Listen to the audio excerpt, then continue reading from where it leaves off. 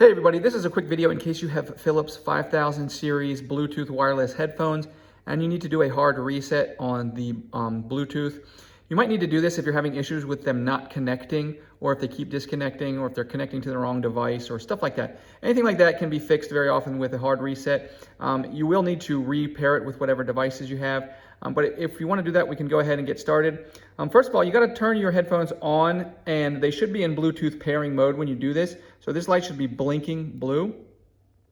And once that light is blinking blue, it's trying to pair. You want to go ahead and hold and press the power button and the volume up button simultaneously for about 6 seconds. And after about 6 seconds, the light will turn purple. And that purple is an indication that the reset process is going through. You just have to wait a few more seconds. Then you can turn your headphones back on, and then you can repair them with whatever devices you like when they came out of the box.